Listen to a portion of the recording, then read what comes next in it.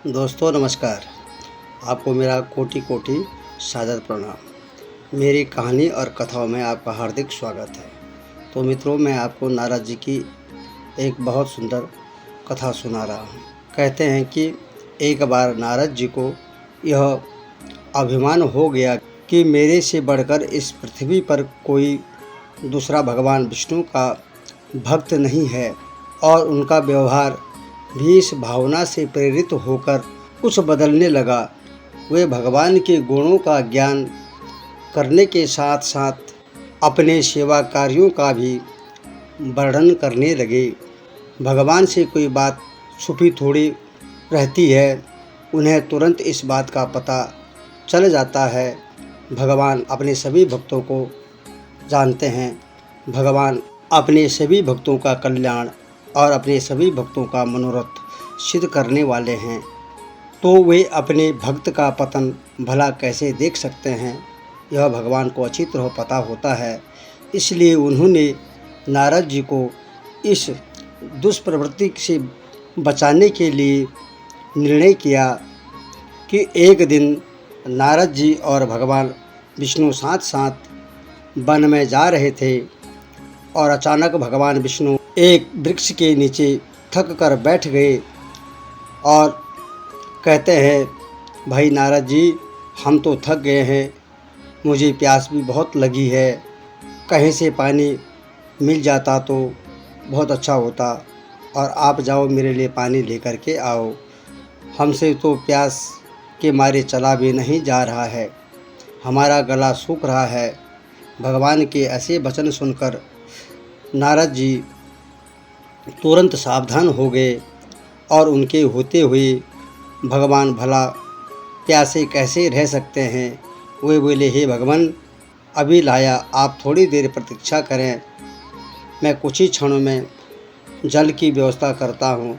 नारद जी एक ओर दौड़ लिए। उनके जाते ही भगवान मुस्कुराए और अपनी माया को नारद जी को सत्य के मार्ग पर लाने का आदेश दिया। माया शुरू हो गई और नारद जी थोड़ी ही दूर गए होंगे कि उन्हें एक गांव दिखाई पड़ा, जिसके बाहर कुएं पर कुछ युवा स्त्रियां पानी भर रही थी। कुएं के पास जब वे पहुंचते हैं तो एक कन्या को देखकर अपनी शुद्ध बुद्ध खो बैठते हैं, बस उसे ही निहारने लगे। और नारद जी यह भूल गए कि भगवान के लिए मैं जल लेने आया हूँ। कन्या भी नारद जी की भावना समझ गई। वह जल्दी जल्दी जल से घड़ा भरकर अपनी सहेलियों को पीछे छोड़कर घर की ओर चल दिए। नारद जी भी उसके पीछे चल दिए। कन्या तो घर के अंदर चली गई, लेकिन नारद जी ने उसके द्वार पर खड़े होकर नारायण नारायण जपने लगे, और नारद जी भूल गए कि मैं भगवान के लिए जल लेने आया हुआ हूँ। और उन्होंने गृह स्वामी नारायण का नाम सुनकर बाहर आया। उसने नारद जी को तुरंत पहचान लिया। अत्यंत विनम्रता और आदर के साथ वह नारद जी को घर के अंदर ले गए और उनके हाथ पैर धोकर स्वच्छ आसन पर बिठाया तथा उनकी सेवा सत्कार में कोई कमी न छोड़ी। उनके आगमन से अपने को धन्य धान्य बताते हुए गृह स्वामी ने अपने योग्य सेवा के लिए आग्रह किया। नारद जी बोले, आपके घर में जो कन्या जल का घड़ा लेकर अभी अभी घर पहुंची है, मैं उससे विवाह करना चाहता हूं। नारद जी की बात सुनकर गृह स्वामी एकदम चकित रह जाते हैं, लेकिन उसे प्रसन्नता भी हुई कि मेरी कन्या एक ऐसे महान योगी तथा संत के पास जाएगी। उसने स्वीकृति प्रदान कर दी और नारद जी को अपने ही घर में रख लिया। 2-4 दिन बाद शुभ मुहूर्त में उसने अपनी कन्या का विवाह नारद जी के साथ कर दिया तथा उन्हें गांव में ही उतनी धरती का टुकड़ा दे दिया जितने में खेती करके वे आराम से अपना और अपने परिवार का पेट भर सके। अब नारद जी की वीणा एक खूंटी पर टकी रहती है, जिसकी ओर उसका ध्यान बहुत कम जाता है, और अपनी पत्नी के आगे नारायण भगवान को भूल जाते हैं। दिन भर खेती में लगे रहते हैं।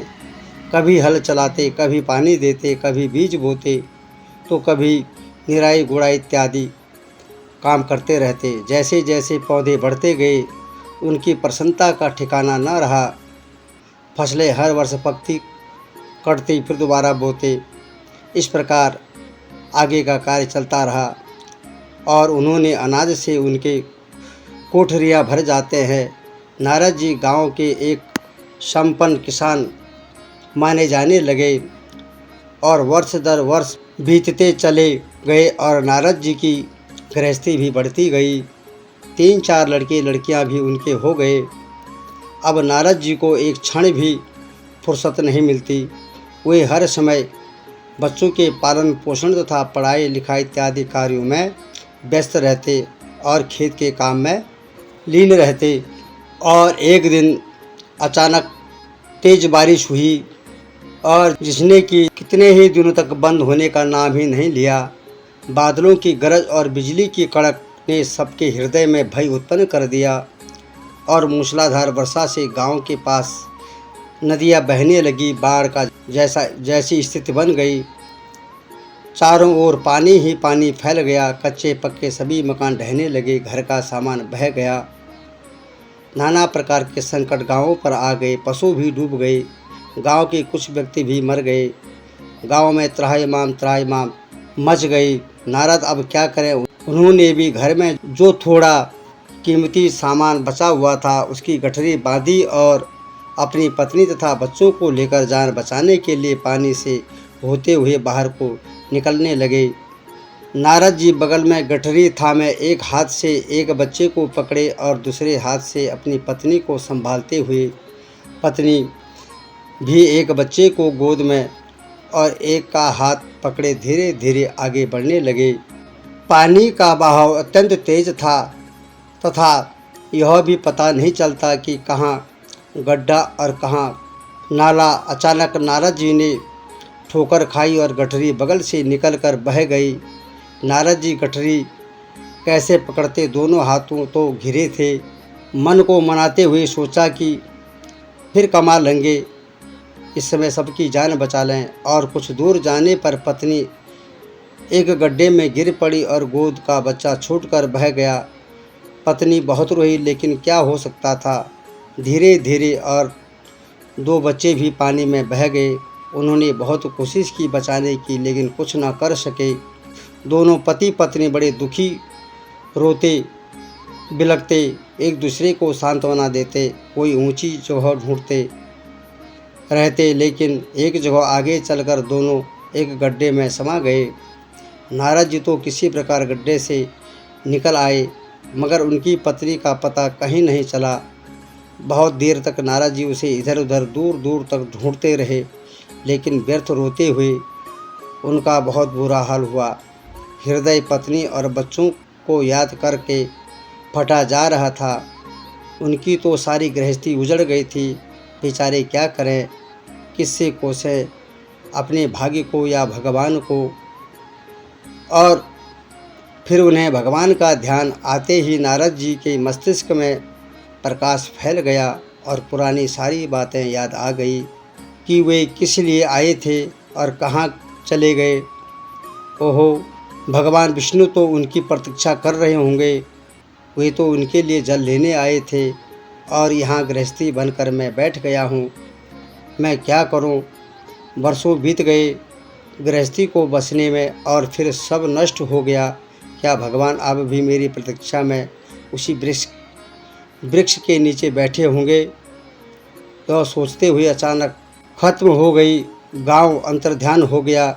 वे तो घने वन में खड़े थे। नारद जी पछताते और शर्माते हुए दौड़े।